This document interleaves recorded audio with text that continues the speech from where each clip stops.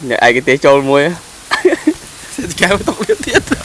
Anh làm có cái trứng trắng kia này nữa. Trâu rồi trâu môi này cái té trâu là chị môi rồi cái đây là cái chị rồi. Để cuối chân ngao. Nhưng mà đẹp vào đó.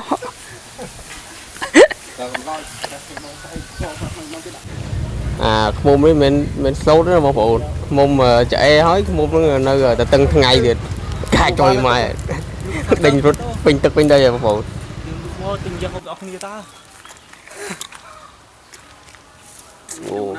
Thì hoài. Ở mức pro như này.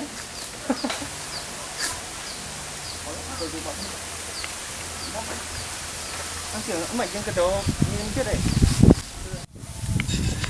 anh ấy môn tịch hói nữa môn tịch hói cho cục phải thông như môn tịch muốn nó thò cho đây môn tịch cục lương muốn là gì tôi tịch xa đấy đại thông như môn tịch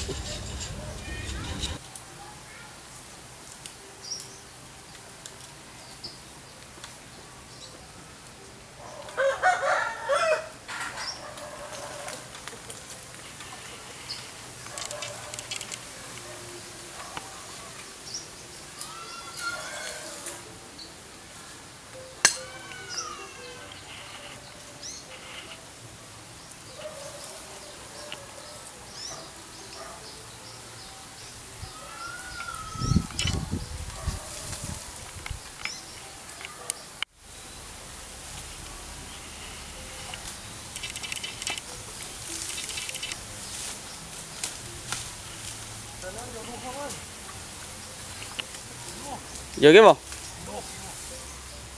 và kho vô luôn không luôn này một bộ này quả thêm nha thêm luật sư thêm luật sư thêm mấy cái cây đồ người khăn cho môn tí tôi bỏ cho về vào phố cả trời mai à từng ngày này nhóm vào thì nó nói nó cái rồi nhóm mà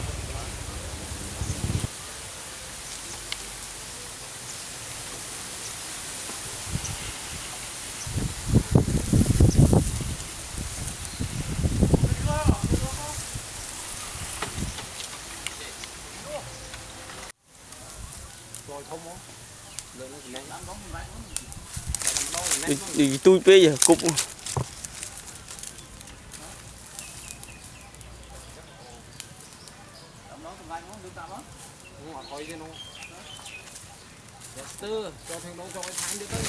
nơi mày một ôn rồi mới môn nó mình nơi từ tân ngay món bộ này rồi mới là cua đáy đó phải phải đọc mai từ đáy đó nơi tân ngay món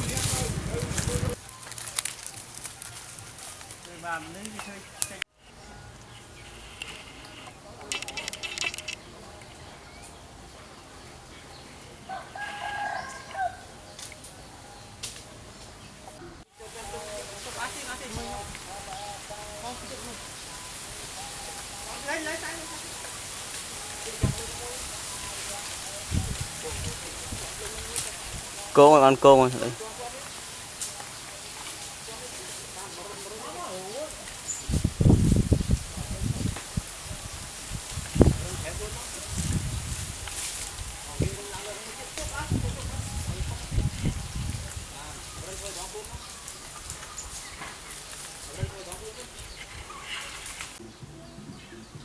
hồi trộm đó Anh em pin không mà.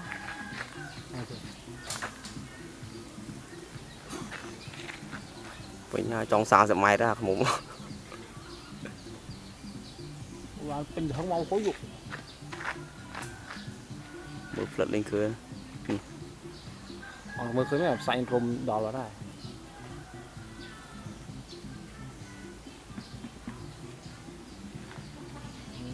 Thêm dù ở đặc biệt các anh họ đưa mình dễ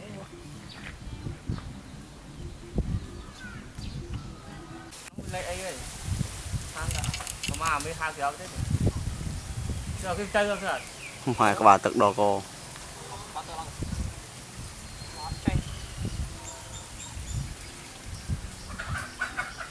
vô sao nó bọc bọc hồi trong tí cho mó không máy bong cầm rốc bong cầm rốc nó không lắm đi không lắm nó nước đi quá tận tụi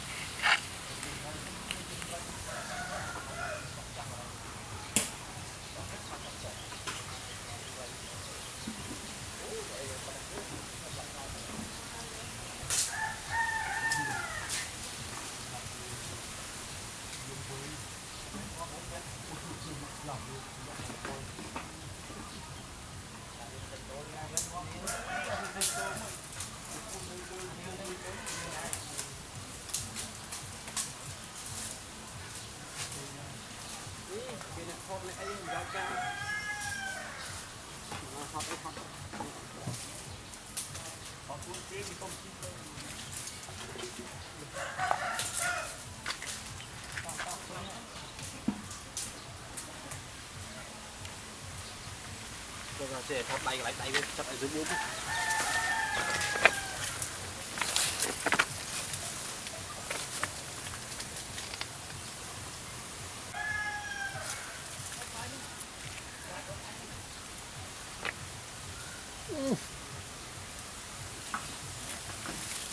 Mà Bạn tập bọc nấu ấu. Đã trâu trâu ra đây.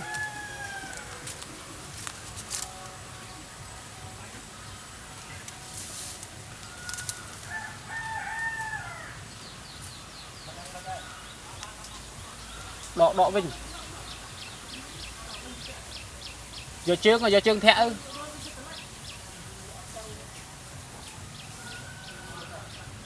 Giờ chương thẻ rồi.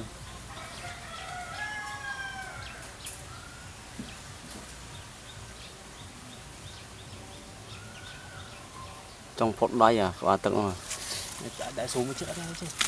Mọc ấu. Mua việc mua trộn trong núi ra chứ.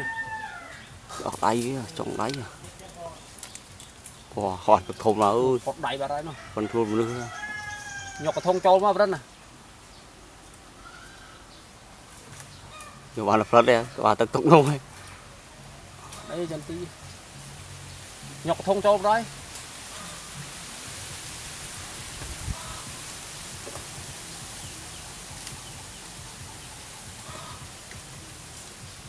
mày hỏi tới liền Nó họ. Sao giờ bật lụi đi. Với ngay phía trời chứ. ngày đây Thôi lẹ phật cho con đấy. nguồn là phật đầu tiên À nhọc cái thông trâu mà.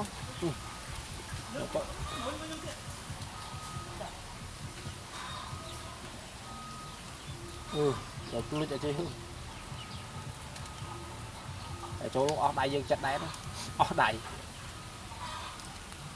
nhỏ chưa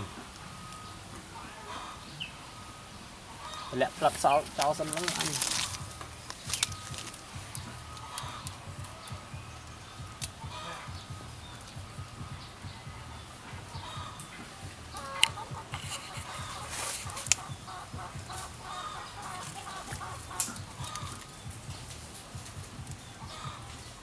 Đây chứ vì tôi tên tao là dùng ua giờ mà ra chứ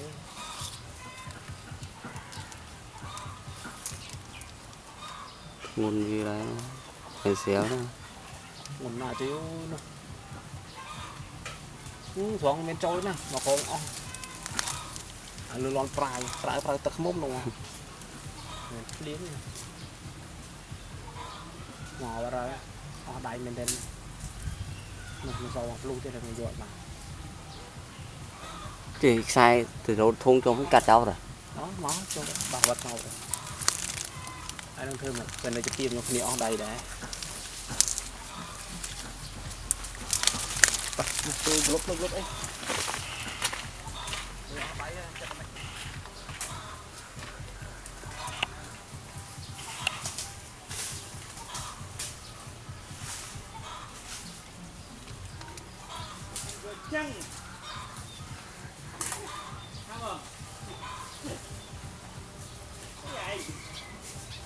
thích chứ